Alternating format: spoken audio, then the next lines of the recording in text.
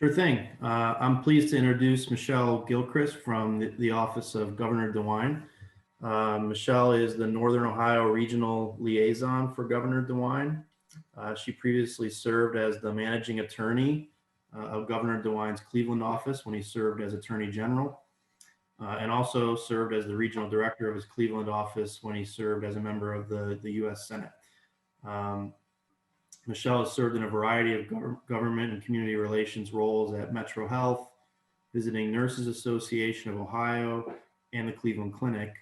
And she received her law degree from Case Western Reserve and her MA and BA from John Carroll. And so we're very pleased to have Michelle join Leadership Medina today and join me in welcoming her with us today.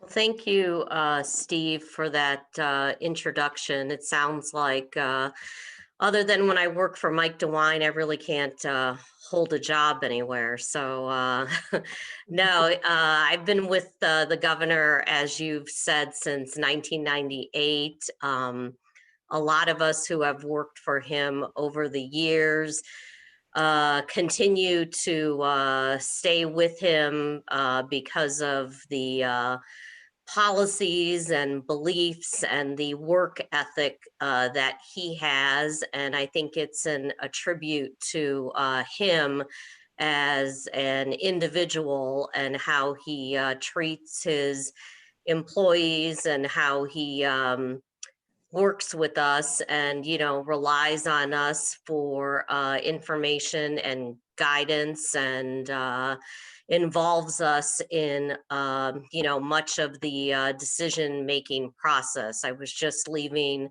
a call this morning with him talking about the 1B vaccine rollout and how that's going to go as we transition in a few weeks from one federal or one presidential administration to another, with maybe some different ways of rolling out the 1B portion of the vaccination plan a little differently than what was currently set forward by this administration.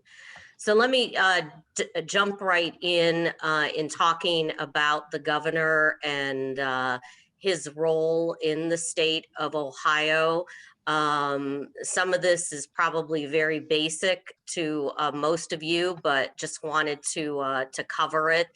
So Governor DeWine is the 70th governor in the state of Ohio. As you probably know, the governor is the head of the executive branch, which is, and also is the highest state office in Ohio. A governor is elected every 4 years by a plurality and is limited to 2 consecutive terms. So we will be completing our first term and then up for re-election in 2022. The governor is also the commander-in-chief of the Ohio National Guard. And through this pandemic, we have called upon our National Guard to assist with food distribution at area food banks, also with testing for the coronavirus at pop-up testing sites. We've also called upon the Guard to go into our prisons and nursing homes to assist when medical personnel in the prisons or guards in the prisons have gone down due to COVID, and they went into the nursing homes to provide testing there as well. So the Guard has played, multiple roles during this pandemic, and we'll continue to have them play multiple roles as we begin a bigger and broader vaccine rollout over the next months and possibly into next year. The governor has the duty to enforce state laws, to either approve or veto bills passed by the state legislature, and also the power to grant pardons. So let me talk a little bit about a particular program that the governor has started. It's called the Expedited Pardon Project. And if you Google Ohio Expedited Pardon Project, you may have someone in your life, either a family member, a friend, somebody that you employ or work with, who, you know, for whatever reason got into trouble years ago, and either has a felony or a misdemeanor on their record, but since then they have been, you know, an upright citizen. They, you know, go to work, they contribute to their community, things like that. So it can be very difficult to get a pardon. So we've created something called, or the governor's created something called the Expedited Pardon Project.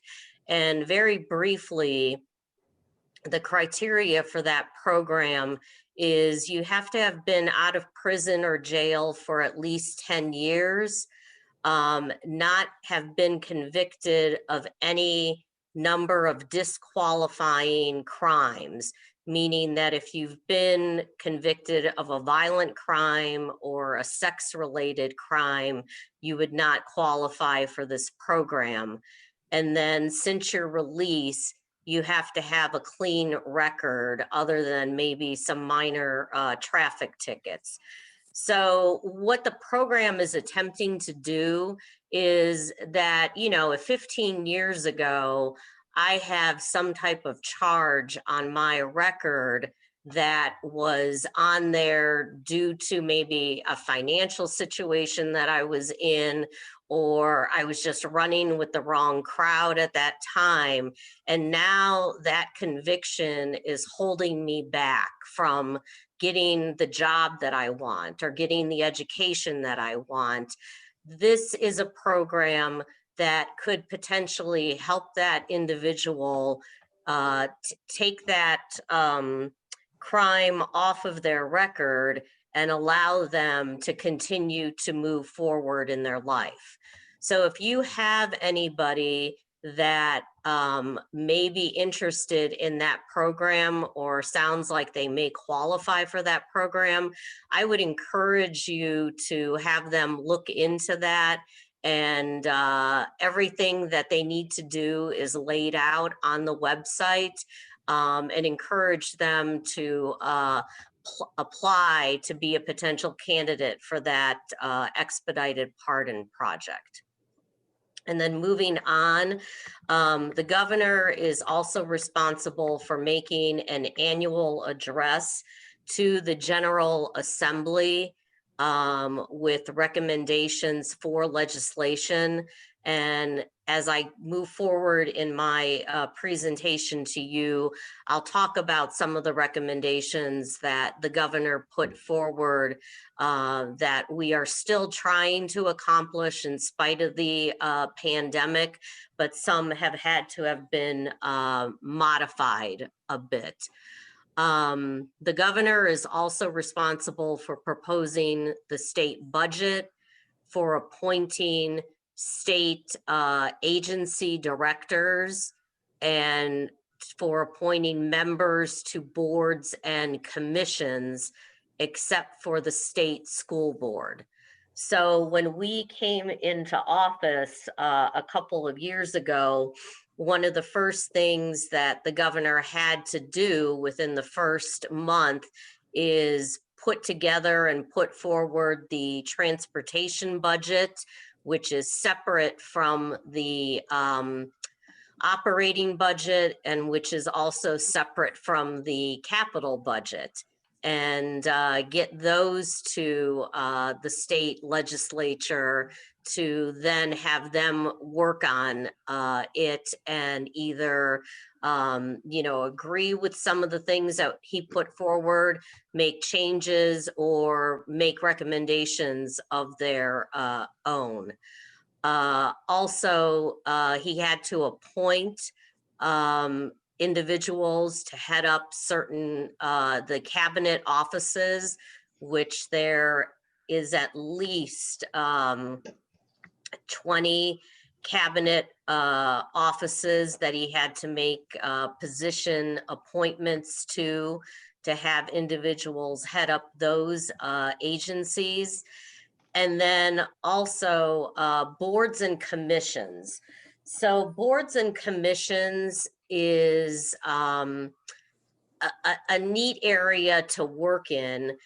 There are boards and commissions that deal with everything from regulating funeral homes to cosmetology, to education, mental health, different things like that. And so the governor will appoint people from all across the state to be members of those boards and commissions. The membership is usually dictated by the Ohio Revised Code as to how many people serve on that board and commission, what the composition of those members need to look like. Sometimes the governor gets a few appointments to that board and commission, and then the state legislature also gets some appointments as well. So if you go to the governor's webpage, at the very bottom of the page, you'll see a link to boards and commissions, and that'll give you a listing of all of the different boards and commissions that are on there. It'll also tell you when people's terms are expiring. So if you or anybody that you know might be interested in a board or a commission position, there is a form on there to fill out an application for consideration. Wow, that's fantastic, Michelle. I didn't realize that that opportunity was available. Yes, yes. So it's interesting, all of the different aspects of government that the executive branch does have a a say in. And then let me talk to you a little bit about some of those programs that the governor put forward that are unique to his administration. So, being from Northeast Ohio, I know all of us are very in tune with, Lake Erie, both in terms of, it as a commercial outlet, an outlet for tourism, for recreation, and also for the environment. So the governor created what he calls the H2 Ohio initiative, which brings together several cabinet members, including the Department of Agriculture, the Ohio Department of Natural Resources, and the director of the Lake Erie Commission, to work together to ensure safe and clean water for all Ohioans. This is especially looking at reducing the phosphorus levels, especially in the western basin of Lake Erie with the algae blooms, creating wetlands, addressing septic systems, and also looks at preventing lead contamination. One of the other positions that the governor created when he first took office is he created a cabinet position of the governor's children's initiatives. So the individual who heads up that agency is looking across the state at the multiple different agencies and taking a look at how those agencies have an impact on children. So looking at not only ODE and the Ohio Department of Jobs and Family Services, but looking at the Ohio Department of Transportation and also other agencies to see how they may touch children in some way, shape, or form, or if they haven't thought about the impact that they potentially could be having on children, that they need to do so. They also are very focused on early childhood education and also children that are in the foster care system and those that are aging out of the foster care system. And then a few more, another initiative that the governor created was Recovery Ohio. And this agency is working with the Ohio Department of Mental Health and Addiction Services to look at recovery and treatment options for individuals and families who have a substance abuse issue, and also looking at how mental health and substance abuse do oftentimes go together, and looking at programming and other support services that the state can potentially offer, not only on its own, but also in partnership with organizations at a local level. And then lastly, I was not aware of this until I started in the governor's office. The governor's office has the Office of Faith-Based and Community Initiatives. And what this program does is it works with nonprofit, primarily social service types of nonprofits in the community, and faith-based organizations, and works with them and teaches them how they can work with the different government agencies to help solve problems. As I'm sure you know, many problems that we're dealing with on a state level need to be truly tackled at the local level.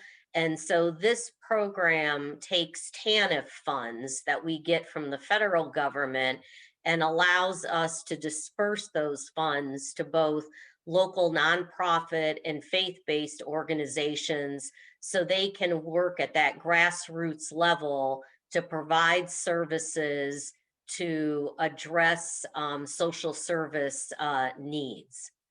And then finally, the lieutenant governor is leading two initiatives.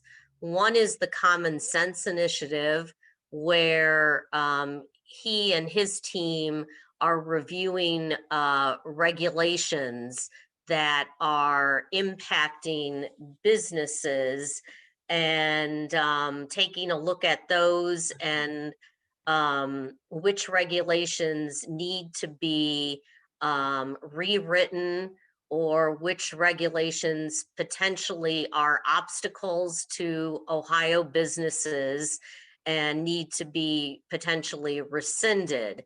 And so far, the Common Sense Initiative has reviewed nearly 15,000 state agency regulations and has identified 60% of those that were either amended or rescinded due to their hindrance of Ohio business.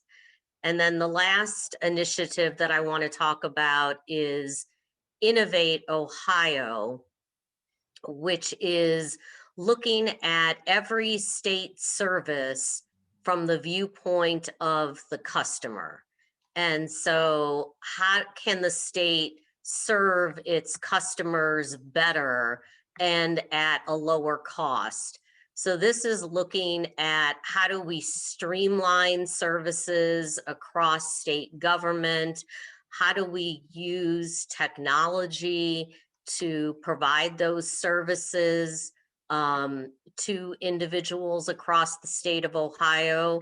And this is the agency, or not the agency, this is the initiative that is trying to get broadband service to those parts of Ohio, both urban and in the rural areas, that are severely lacking broadband service, which this pandemic has really demonstrated where that lack of service is.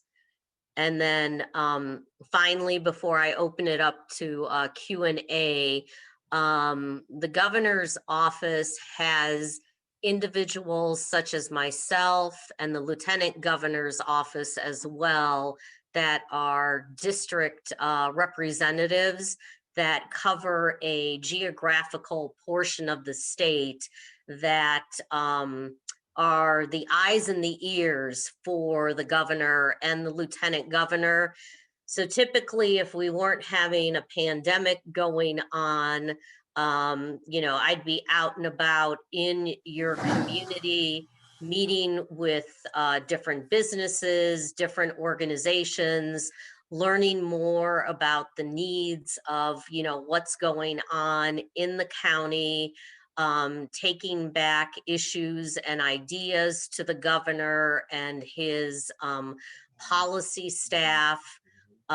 We at the local level work very closely with his policy staff in trying to get information from those that are out in the field and bringing that information back to those in Columbus. The governor is a big believer in making sure that if you are going to initiate some type of policy change, to talk to those that are working in that field to get ideas from them.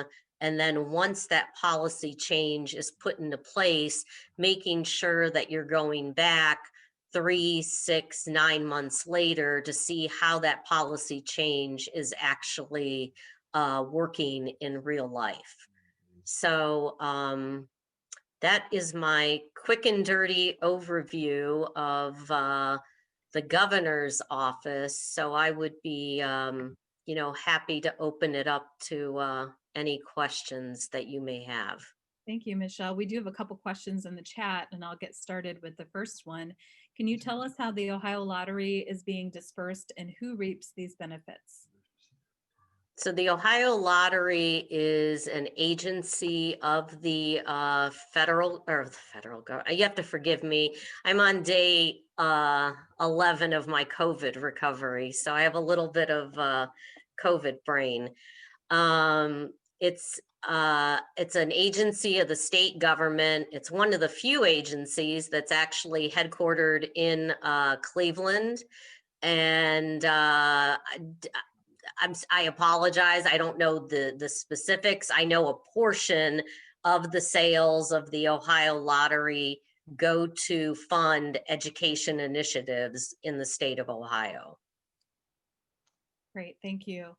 Can you tell us how I'm sorry, I missed one here. Are there any initiatives to increase access to more international destinations in Cleveland and other Ohio airports? So that is an issue that the Ohio Development Services Agency has been working on, not only from a business perspective, but also from a tourism perspective.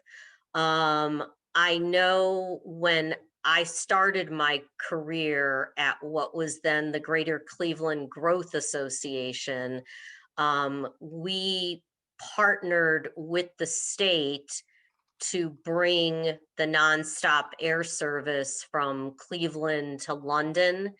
And when we did that, it was Continental Airlines at the time. The big issue was we could fill the planes going from Cleveland to London. But despite our best efforts with tourism and other business incentives, it was always difficult to fill the planes going from London to Cleveland, if that makes sense. So we were always trying to get more people from the UK and from mainland Europe to come and visit Cleveland, or at least use that flight as a jumping off point to the States. So I know that's something that we continue to work on for, the Cleveland area. It became more difficult when the airport lost its United hub, but we'll continue to undertake those efforts. But again, with the pandemic, it'll be interesting to see how the airline industry, comes out of this. Thank you so much, Michelle. Another question, kind of on the lines of the lottery, but going to the casino this time. Can you tell us how casino revenue is distributed? Are there specific rules in how a county is supposed to spend casino revenue received from the state? So there is something called the Ohio Casino Control Commission. And that is one of those commissions where people are appointed to serve on that. And they are the ones that have control over the casinos and gaming in the state of Ohio. I can't break down for you. That's too in the weeds of a question for me to break down for you the answer to that.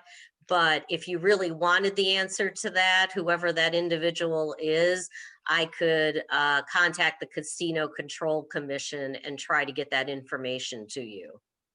So Colleen, just let me know if you want me to do follow-up on that. Sure. And I did provide your contact information, Michelle, too, on our agenda. So if anybody does Okay. a follow-up question, for this person, they can definitely send it over to you and say, hey, I would like some more information about that. In this case, it's Chief Brad Winter. He's the fire chief in Seville. So Okay, great. He said, thank you. I will contact you. So Okay, I see that. great. Are there any other questions out there? You can definitely unmute yourself. You can put it in the chat, whatever you feel most comfortable with. Anything to end our discussion? Because this has been enlightening. You gave us a huge amount of information in this short time that we had with you. And I'm just blown away. We've never done this, first of all, never had anybody from the governor's office. And now I think this has to be part of the class day. So I'll be looking forward to hearing what the class thinks about that too, because we've never been able to do this. And I'm just grateful that you came out, even though, to participate on Zoom, even though you're still not out of the weather yet with COVID. Right. So, we just really appreciate your time, your energy, your information, your knowledge, your experience. It's just been amazing. So I just want to thank you. Yeah, and I just want to, emphasize that, we're people in my position are here to serve you, to get information to you. And so I put out a summary every Tuesday night and Thursday night of the governor's press conferences with information that he covers. So if you're interested in getting on that distribution list, just send me your contact information and I'll add you to that. Also, if you in your daily lives or careers have any issues or concerns that, the state plays a role in, feel free to always reach out to me. And if I don't have the answer, I will try to get the answer for you.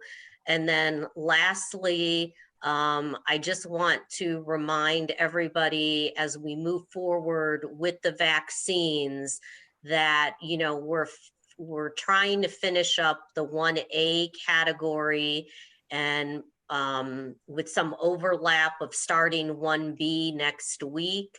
Recognize though that Ohio has 11 million people in it, and right now we are only getting 100,000 doses of the vaccine from the federal government each week.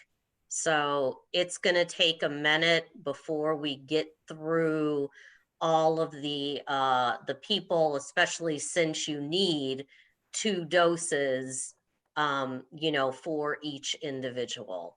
So hopefully we'll get more vaccine production going, or we'll also get another vaccine approved by the FDA, which will hopefully increase those numbers. Thank you so much, Michelle. Because even though I was diligent, I didn't see anybody over the holidays. I've only gone to the grocery store. My husband caught it at work and gave it to me and my family, and it's just not something that you want to get. And you know, we didn't end up in the hospital with it, but it was not a fun you know, 9-10 days. So well, thank you again for your time this morning. We greatly appreciate it. We don't want to keep you. I know you have another meeting you're going to be getting on to. yes, thank you. And thank you for being willing to reschedule with us so we didn't have to miss talking with you today too. I appreciated that change in time so that we could still do this.